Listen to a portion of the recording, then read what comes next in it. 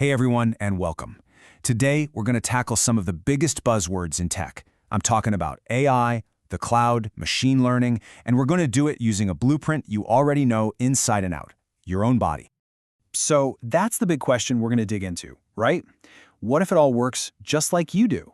Let's just push aside all the jargon, all the complicated diagrams for a minute. We're going to build a really powerful way to think about this tech by comparing it directly to our own biology.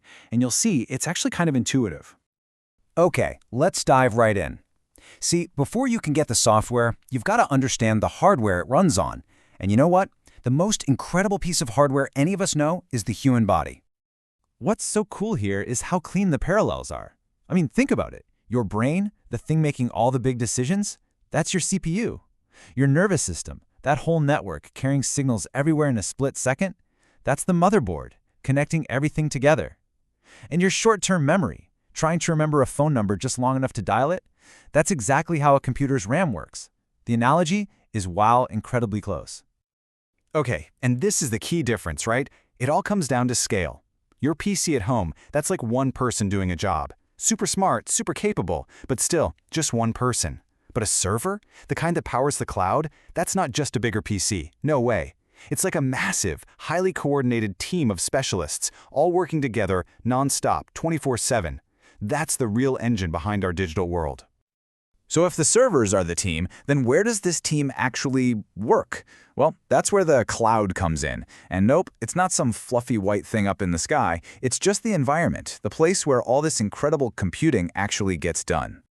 Let's just stick with our body analogy because it works perfectly here too. So you've got on-prem. Think of that as your own body, your own mind. It's all yours, totally private, you're in control. Then there's the public cloud. This is like going to a huge public gym or a hospital. You get to use all this incredible, powerful equipment that you could never, ever afford to own yourself. And hybrid cloud, well, that's just using a bit of both. And you know what? This example just nails it. You actually do this every single day without even thinking about it. Your brain, your own private on-prem computer, is working on a problem. Then what do? You pull out your phone and use Google, a massive public cloud resource, to get that missing piece of info. Your brain and that tool together solve the problem. That's hybrid intelligence in action. All right, so we've got the hardware, the body, and we've got the environment, the cloud. But what are these computers actually doing? Well, in the tech world, the jobs they do are called workloads. And really, it's just a fancy word for tasks. And it's just like us, right? We do all sorts of different tasks, and so do computers. A transactional workload, that's like paying a bill online. It's a quick, specific, precise action. An analytical one is more like studying for an exam, sifting through tons of data to find the trends. Real time, that's a reflex, like when you drop your phone and somehow manage to catch it. And an AI workload, that's the big one. That's like learning a brand new skill from the ground up. And this is a really, really important point. You can't just use any old computer for any old job. Each one of those workloads needs a different kind of power, a different kind of setup. I mean, you wouldn't train a sprinter the same way you train a marathon runner, would you? Of course not. It's the exact same idea in computing. And now for the main event. We've got the body, we've got the environment, we know what kind of jobs are being done, so let's talk about the intelligence itself. Let's start peeling back the layers of this thing called AI, one by one. So right at the very top, the big umbrella term is artificial intelligence, AI. The best way to think of this is as the overall goal, the big ambition. It's any system that's designed to imitate human intelligence. That's the key word here, imitate. So how do you actually get a machine to imitate intelligence? Well, if we go one layer deeper, we find machine learning, or ML. This is a specific way of doing AI. So instead of a programmer sitting there writing millions of lines of code with if this, then that rules, you just give the system a ton of data and let it figure out the patterns on its own. It actually learns from experience. I mean, the human analogy here is just perfect, isn't it? It's literally learning from past mistakes. You try something, it works, or it doesn't, and you adjust for next time. The technical version is the machine gets fed data, it makes a guess, it checks if it was right or wrong, and then it tweaks its own internal settings to be a little bit better the next time. It literally gets smarter with practice. Okay, let's go even deeper. Now we get to deep learning, which is a really powerful type of machine learning. And this is where our whole body analogy comes roaring back into the picture. Why is it called deep learning? Because it uses these things called neural networks, which are these really complex, layered systems that are directly inspired by the actual structure of our own brains.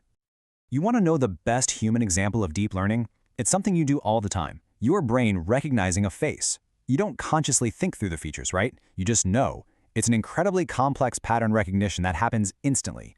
And on the tech side, that's why deep learning is so amazing with things that don't have a neat structure, like images and sounds. It's also why it needs some serious horsepower, like GPUs, to get the job done. And that brings us right to the cutting edge, generative AI. And folks, this is a huge leap. Think about it. Everything we talked about before was mostly about recognizing things, or classifying them, or predicting something based on data that already exists. Generative AI is different. It doesn't just analyze what's there, it creates something brand new.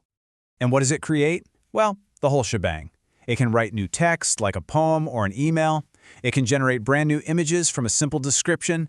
It can write computer code, compose music, even create video. It's the difference between an AI recognizing a cat in a photo and an AI drawing you a picture of a cat that has never, ever existed before.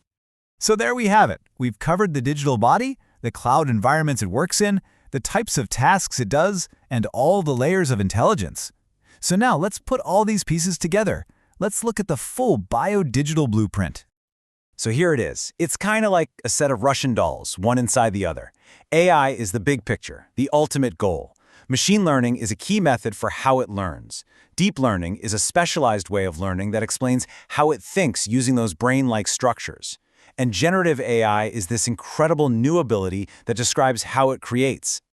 And get this one sentence right here, it ties everything we've just talked about together perfectly. AI is the goal. ML is how it learns. DL is how it thinks. GenAI is how it creates. And it all happens by running different tasks or workloads on that cloud infrastructure we talked about. That is the entire blueprint in a nutshell. And that really is the big question, isn't it? We have the blueprint now, from the basic hardware all the way up to a creative mind. The question isn't just what this technology is anymore. The real question is, what are we all going to build with it? Thanks for digging into this with me. I'll catch you on the next one.